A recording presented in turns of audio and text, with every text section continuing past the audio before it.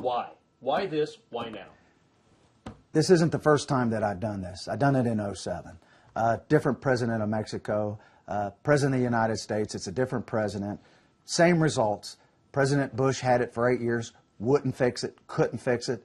President Obama's had it for 6 years, won't fix it. It appears can't fix it. Congress and the Senate can't agree, can't fix it. Now is to bring attention to this, hopefully, before the president leaves, hopefully, before Congress switches up, hopefully they can get together in a room and fix this. I think it's an easy fix myself. I'm just the sheriff. Maybe I'm not as smart as all these congressmen and senators and president of the United States.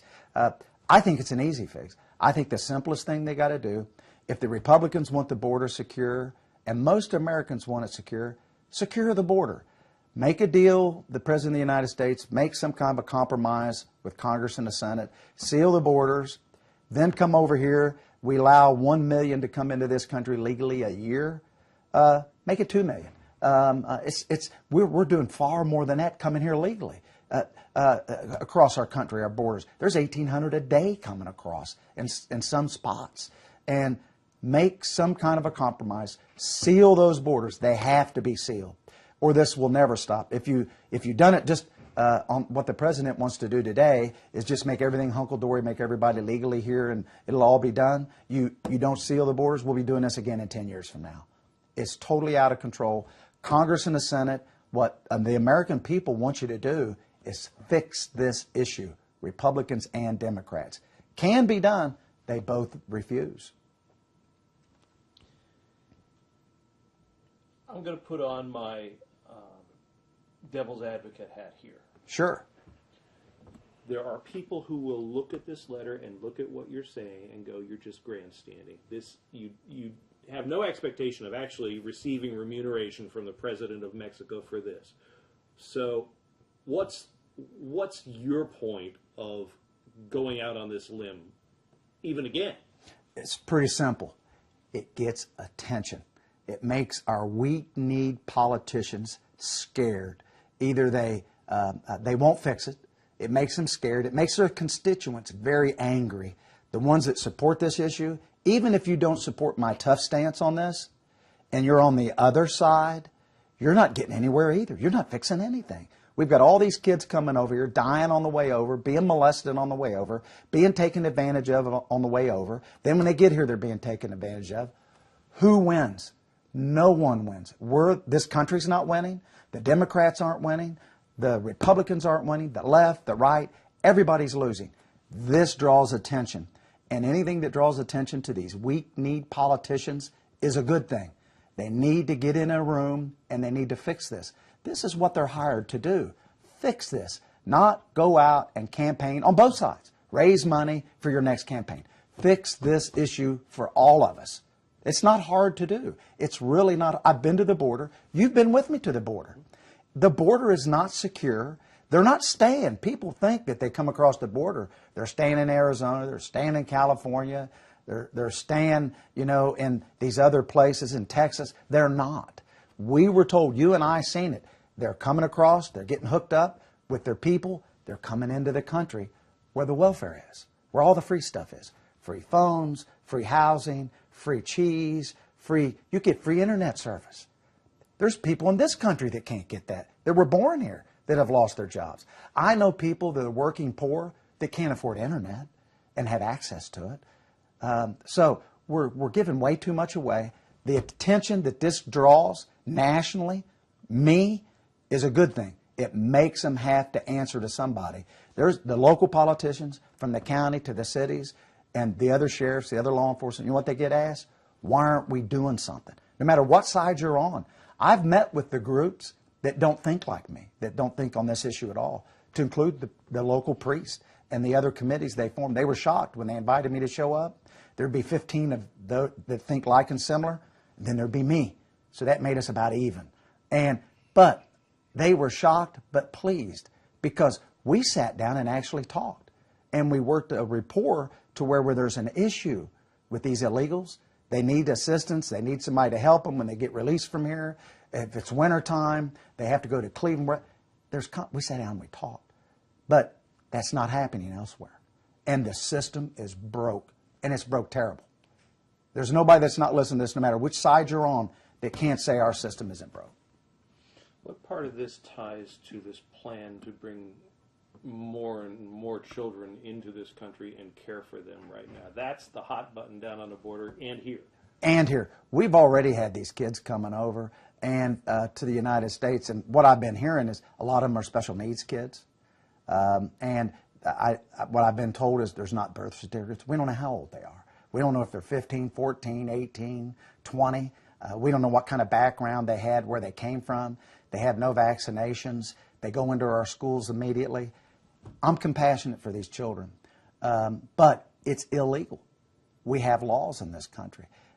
If we want to do something that's great and wonderful, and we want to help these kids, let them stay home with their parents. Send money, send food to these countries, and send resources there to get them to stay in their country. Not for the president to go to these countries and negotiate with countries that are all corrupt. What they say doesn't mean anything. Hell, look at Russia. We signed that big giant deal with President Reagan, and they're practicing these cruise missiles. The treaty means nothing. They said, well, that was with a different president. If you think dealing with these presidents from these countries that are corrupt and are controlled by people that are less honor than what we normally deal with, these are people that it doesn't mean anything. Keep these kids with their families. It's the equivalent of you sending your family to a foreign country and saying, hey, we're going to send you, hitchhike down this road. There'll be somebody to pick you up. I don't know who it is. Here's $10. And when you get there, hey, good luck. We'll see you along the way. And you're a teenager, and you're taking your little brothers with you and your little sisters. What kind of parents would do that to begin with? And what's coming across this border? They come here. You know, Mexico is not the poorest country in the world. They're a giant coffee producer. They're a giant oil producer. So their money just stays at the top where they're so corrupt. And the poor people don't receive that money. Their education levels are different. I'm for bringing people to this country that are smart and can work and help this great country, not people that come in and we don't know who they are and just come here. We allow, like I've told you in the past, 1 million to come to this country legally every year. All the countries in the world combined together don't equal 1 million. So we're a pretty good place to come. I understand that. Make that a little larger because they're pouring across the other side. But you got, number one, you got to seal the borders. And I talk to sheriffs, I talk to law enforcement in other areas. We are starving to death. As far as financially, it's been nothing but cuts, cuts, cuts. This is a recovery on cuts. It's not a recovery on expansion and jobs. It's a jobless recovery. And I'm just the sheriff, and I'm talking issues that the sheriff shouldn't have to talk. This should be somebody that's in a different position than the sheriff, but they're scared. And one side groups up with the other side, one side groups up with the other. But there can be compromise, and this can be fixed. You and I could sit down and come up with a plan that both sides might not like exactly, but it would be resolved, and we could start fixing it, and then move on to try to tackle some other issues in this country. That's my opinion. How do you differentiate between, we started this conversation out there, but how do you differentiate between the compassionate side of people who say, we have to take care of the bishop, the archbishop said exactly that. We have to care for these children first and foremost and let the politics sort itself out. How do you split that up? It's not easy. We're caring for them now. We're not just not feeding them or not giving them. We're giving them food and clothing. And the people that are taking care of them is the government. And that's never good. When the government's going to fix something, it should always be the private sector. The churches should come forth, the private organizations. And if they want to do that themselves, hey, that's what this country is founded on. Compassion, feeding the homeless, feeding the poor. That's a good thing. Anytime the churches want to help, that's a good thing. But our government right now, the Border Patrol agents, are doing this. And they're not equipped. They're not trained for that. They're pulling them off the border, and the criminals are coming across, and we're babysitters. That's not their jobs. That's not what the government's supposed to do. Compassion, sure. I have compassion when they show these children on TV. We got to stop these kids from coming here. The best thing for those children are to be home with their parents, not in a country where coyotes are sneaking them across and are coming across themselves. And now we have agents and the federal government are looking at housing these large groups. What's it remind you of? It reminds you of the orphanages and all the abuses that took place. There's no love in these places.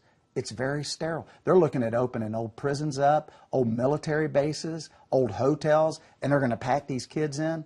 Mark my word, no good will come from this. None. I'm done. I'm done. I done my part. What do you think? Now, how can you be? Now, I have compassion for this. It's a mess, and it's getting worse. And by the president going to these countries and think kids that are coming over on tops of trains, they won't get that same deal. You know that. Oh, yeah. They won't get the same deal. But they'll get the same deal if they come here on top of a train as the ones we bring in. It'll just be a little slower. Did you ever get any response from Mexico?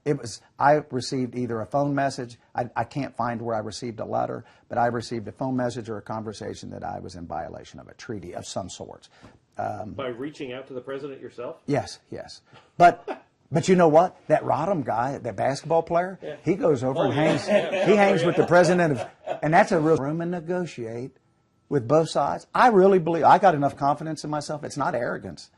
I believe that this could be fixed. Really, it could. Reagan fixed it. You know what he done? He gave everybody amnesty. Boom. And then the economy was going well, and everybody was a little angry for about 2 months. But it's got worse since then. Nothing's been done. And there's so many here now, D.C., and they come running and get me and said, that President Bush's one of his main negotiators wants to speak to me. Myself and Larry Devers went into a little room, and there was the president's, one of his attorneys, trying to cut a deal with us to support. National Sheriff's Association, the Immigration Board has supported this issue, and we would not do it. But here I am. They're wanting me to be in this room, and the president's attorney didn't want me there because we would not budge. They offered us money, millions of dollars in grant money, if we would support that issue. Wow. True story. I can't make that up. Yeah. And it's right back at it. You could fix it. It's not terribly hard. To secure the borders, we could secure the borders. Governor Perry, Freudian slip, he won't be president, but I could support him. He doesn't want to send these troops there because if the federal government sends them, the federal government pays for them. They federalize them. But he doesn't have a choice. He doesn't have a choice. And I can't blame him. You and I talked to those ranchers. Well, you've seen what they're doing to their land. They've destroyed it with their garbage, their dumps, and they leave it there. And now when the drugs are coming across, if you come across one of them by accident, you're going to die. And it's every day. The drugs has gotten worse. The borders aren't secure. And we got all these different things going on. Well, and Obama wants to take billions of dollars to pay for the kids. Yes. Take those billions of dollars. If you can get those billions of dollars, fix the border. Fix the border. Giving it to those kids ain't going to fix anything. They're going to continue to come over. They say right now because it's the temperature, it's slowed down. Boy, it's going to pick back up. You and I know that. Can you imagine if you and I went to the border now, how messed up it is? And those counties are so broke. Sheriff Gonzalez, Ziggy Gonzalez, I assume he's still there. I haven't heard from him in a while. The violence and what's going on there. I seen one of the other sheriffs on TV the other night. He said they're broke. They got no money. I actually keep playing with the idea of going